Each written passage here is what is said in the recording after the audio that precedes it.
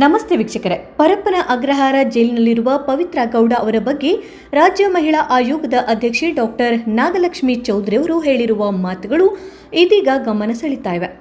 ಜೈಲಿನಲ್ಲಿ ಪವಿತ್ರ ಗೌಡ ಅವರಿಗೆ ಮೊಬೈಲ್ ನೀಡಲಾಗುತ್ತಿದೆಯೇ? ಅವರಿಗೆ ವಿಐಪಿ ರಾಜಾತಿಥ್ಯ ಸಿಗ್ತಾ ಇದೆಯಾ? ಅವರ ಮಾನಸಿಕ ಸ್ಥಿತಿ ಹೇಗಿದೆ? ಮತ್ತು ಜೈಲಿನಲ್ಲಿರುವ ಇತರ ಮಹಿಳಾ ಖೈದಿಗಳ ಬಗ್ಗೆ ನಾಗಲಕ್ಷ್ಮಿ ಚೌಧರಿ ಅವರು ಏಕೆ ಭಾವುಕರಾದರು? ಈ ಎಲ್ಲ ಪ್ರಶ್ನೆಗಳಿಗೆ ಅವರು ನೀಡಿರುವ ಉತ್ತರವೇನು ಎಂಬುದನ್ನು ನೋಡೋಣ. ರೇಣುಕಾಸ್ವಾಮಿ ಕೊಲೆ ಪ್ರಕರಣದಲ್ಲಿ A1 ಆರೋಪಿಯಾಗಿರುವ ನಟಿ ಪವಿತ್ರ ಗೌಡ ಸದ್ಯ ಪರಪ್ಪನ ಅಗ್ರಹಾರ ಜೈಲಿನಲ್ಲಿ ನ್ಯಾಯಾಂಗ ಬಂಧನದಲ್ಲಿದ್ದಾರೆ. ಈ ಹಿಂದೆ ಜೈಲಿನಲ್ಲಿನ ವಿಐಪಿ ಸೌಲಭ್ಯಗಳ ಕುರಿತು ಭಾರಿ ವಿವಾದ ಉಂಟಾಗಿತ್ತು. ವಿಶೇಷವಾಗಿ ನಟ ದರ್ಶನ್ ಅವರಿಗೆ ಜೈಲಿನಲ್ಲಿ ವಿಶೇಷ ಆತಿಥ್ಯ ಸಿಕ್ಕಿದೆ ಎನ್ನಲಾದ ಫೋಟೋಗಳು ವೈರಲ್ ಆದ ನಂತರ ಜೈಲಿನಲ್ಲಿರುವ ಇತರ ಆರೋಪಿಗಳಿಗೂ ವಿಶೇಷ ಸೌಲಭ್ಯ ನೀಡಲಾಗುತ್ತಿದೆಯೇ ಎಂಬ ಪ್ರಶ್ನೆ ಎದುರಾಗಿದ್ವು. ಅದೇ ಸಂದರ್ಭದಲ್ಲಿ ಪವಿತ್ರ ಗೌಡ ಅವರಿಗೂ ಜೈಲಿನಲ್ಲಿ ಮೊಬೈಲ್ ಬಳಕೆಗೆ ಅವಕಾಶ ನೀಡಲಾಗಿದೆ ಮತ್ತು ವಿಶೇಷ ಸೌಲಭ್ಯಗಳು ಸಿಗುತ್ತಿವೆ ಎಂಬ ಆರೋಪಗಳು ಕೇಳಿಬಂದಿದ್ವು. ಈ ಹಿನ್ನೆಲೆಯಲ್ಲಿ ರಾಜ್ಯ ಮಹಿಳಾ ಆಯೋಗದ ಅಧ್ಯಕ್ಷೆ ಡಾಕ್ಟರ್ ನಾಗಲಕ್ಷ್ಮಿ ಚೌಧರಿ ಅವರು ಪರಪ್ಪನ ಅಗ್ರಹಾರ ಮಹಿಳಾ ಬ್ಯಾರಕ್ಗೆ ಭೇಟಿ ನೀಡಿ ಪರಿಶೀಲನೆ ನಡೆಸಿದರು. ಪರಿಶೀಲನೆಯ ನಂತರ ಮಾಧ್ಯಮದವರು ಅವರನ್ನು ಸುತ್ತುವರಿದು ಹಲವು ಪ್ರಶ್ನೆಗಳನ್ನು ಕೇಳಿದರು.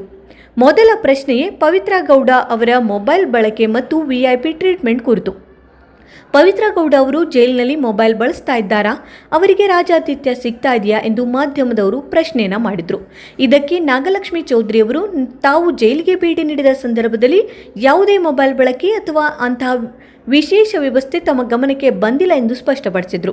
ಅದಕ್ಕೆ ಸಾಮಾಜಿಕ ಜಾಲತಾಣಗಳಲ್ಲಿ ಅಥವಾ ಮಾಧ್ಯಮಗಳಲ್ಲಿ ಕೇಳಿಬರುತ್ತಿದ್ದ ಆರೋಪಗಳಿಗೂ ತಾವು ಖುದ್ದಾಗಿ ಪರಿಶೀಲನೆ ನಡೆಸಿದಾಗ ಕಂಡ ಸ್ಥಿತಿಯು ವ್ಯತ್ಯಾಸವಿದೆ ಎಂಬ ರೀತಿಯಲ್ಲಿ ಅವರು ಉತ್ತರವನ್ನು ನೀಡಿದರು. ಇದಾದ ನಂತರ ಪವಿತ್ರ ಗೌಡ ಅವರ ಮಾನಸಿಕ ಸ್ಥಿತಿಯ ಬಗ್ಗೆ ಪ್ರಶ್ನೆಯನ್ನು ಕೇಳಲಾಯಿತು. ಪವಿತ್ರ ಗೌಡ ಅವರು ಡಿಪ್ರೆಷನ್ಗೆ ಒಳಗಾಗಿದ್ದಾರಾ? ಅವರ ಆರೋಗ್ಯ ಹೇಗಿದೆ ಎಂದು ಪತ್ರಕರ್ತರು ಕೇಳಿದರು. ಇದಕ್ಕೆ ನಾಗಲಕ್ಷ್ಮಿ ಚೌಧರಿ ಅವರು ಪವಿತ್ರ ಗೌಡ ಅವರನ್ನು ನೋಡಿದಾಗ ಅವರು ಮಾನಸಿಕವಾಗಿ ತುಂಬ ಡಿಪ್ರೆಷನ್ ಆಗಿದ್ದಾರೆ, ಇದು ಕಂಡು ಬರ್ತಾ ಇದೆ ಎಂದು ಹೇಳಿದರು. ಆದರೆ ಅವರ ದೈಹಿಕ ಆರೋಗ್ಯ ಸಾಮಾನ್ಯವಾಗಿದೆ ಎಂದು ಅವರು ತಿಳಿಸಿದರು. ಇಲ್ಲಿ ನಾಗಲಕ್ಷ್ಮಿ ಚೌಧರಿ ಅವರ ಮಾತಿನಲ್ಲಿ ಮತ್ತೊಂದು ಪ್ರಮುಖ ವಿಚಾರವು ಹೊರಬಂತು. ಜೈಲಿನ ಭದ್ರತೆ ಬಗ್ಗೆ ಮಾತನಾಡಿದ ಅವರು ಅಲ್ಲಿ ಸಾಕಷ್ಟು ಸಿಬ್ಬಂದಿ, ಗಾರ್ಡ್ಗಳು, ಸೂಪರ್ವೈಸರ್ಗಳು ಹಾಗೂ CCTV ಕಣ್ಗಾವಲು ಇರುತ್ತದೆ ಎಂದು ಹೇಳಿದರು. ಜೈಲಿನಲ್ಲಿ ನೂರಾರು ಖೈದಿಗಳು ಇರುವ ಸಂದರ್ಭದಲ್ಲಿ ಪ್ರತಿಯೊಬ್ಬರ ಸುರಕ್ಷತೆಯ ಜವಾಬ್ದಾರಿ ಸಿಬ್ಬಂದಿಯ ಮೇಲಿರುತ್ತೆ. ಯಾವುದೇ ಸಣ್ಣ ಘಟನೆ ನಡೆದರೂ ಅದರ ಹೊಣೆಗಾರಿಕೆ ಸಿಬ್ಬಂದಿಯ ಮೇಲೆಯೇ ಬರುತ್ತದೆ. ಹೀಗಾಗಿ ಭದ್ರತೆಯಲ್ಲಿ ನಿರ್ಲಕ್ಷ್ಯ ಮಾಡುವುದು ಅಷ್ಟು ಸುಲಭವಲ್ಲ. ಇದು ಒಂದು ಸುಲಭದ ಅರ್ಥದಲ್ಲಿ ಅವರು ವಿವರಣೆಯನ್ನು ನೀಡಿದರು. ಆದರೆ ನಾಗಲಕ್ಷ್ಮಿ ಚೌಧರಿ ಅವರ ಮಾತುಗಳಲ್ಲಿ ಹೆಚ್ಚು ಗಮನ ಸೆಳೆದಿದ್ದು ಕೇವಲ ಪವಿತ್ರ ಗೌಡ ಅವರ ವಿಚಾರವಲ್ಲ, ಜೈಲಿನಲ್ಲಿರುವ ಎಲ್ಲ ಮಹಿಳಾ ಖೈದಿಗಳ ಬಗ್ಗೆಯೂ ಅವರು ಕಳಕಳಿಯನ್ನು ವ್ಯಕ್ತಪಡಿಸಿದರು. ಕೇವಲ ಒಬ್ಬರನ್ನೇ ಗುರಿಯಾಗಿಸಿಕೊಂಡು ಮಾತನಾಡಬಾರ್ದು, ನಮಗೆ ಗೊತ್ತಿಲ್ಲದ ವಿಷಯಗಳ ಬಗ್ಗೆ ಯಾರನ್ನೂ ಆರೋಪಿಸಬಾರ್ದು, ಪ್ರಕರಣಗಳು ತನಿಖೆಯಲ್ಲಿವೆ ಎಂಬ ಅರ್ಥದಲ್ಲಿ ಅವರು ಮಾತನಾಡಿದರು. ಜೈಲಿನಲ್ಲಿರುವ ಮಹಿಳಾ ಖೈದಿಗಳನ್ನು ಭೇಟಿಯಾದಾಗ ತಮ್ಮನ್ನು ನೋಡಿ ಹಲವಾರು ಭಾವುಕರಾಗಿ ಅತ್ತರು ಎಂದು ಅವರು ಹೇಳಿದರು.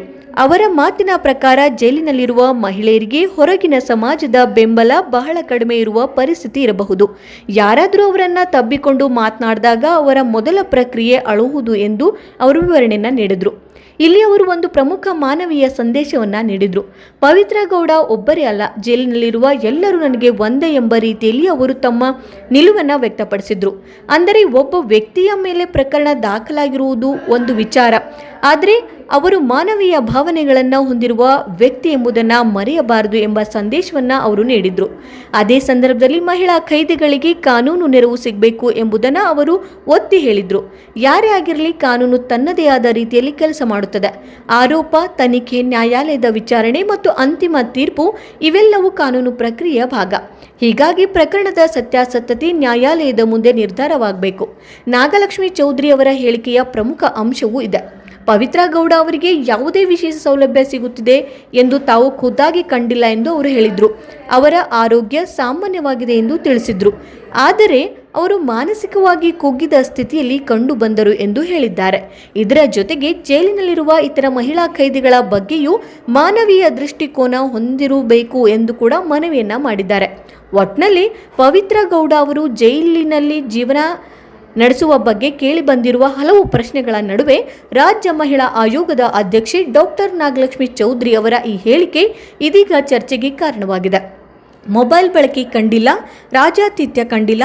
ಪವಿತ್ರ ಗೌಡ ಅವರ ದೈಹಿಕ ಆರೋಗ್ಯ ಸಾಮಾನ್ಯವಾಗಿದೆ, ಆದರೆ ಅವರು ಮಾನಸಿಕವಾಗಿ ಡಿಸ್ಟರ್ಬ್ ಆಗಿದ್ದಂತೆ ಕಂಡರು ಮತ್ತು ಜೈಲಿನಲ್ಲಿರುವ ಪ್ರತಿಯೊಬ್ಬ ಮಹಿಳಾ ಕೈದಿಗೂ ಮಾನವೀಯತೆ ಹಾಗೂ ಅಗತ್ಯ ಕಾನೂನು ನೆರವು ಸಿಗಬೇಕು ಎಂಬ ಸಂದೇಶವನ್ನು ಅವರು ನೀಡಿದ್ದಾರೆ.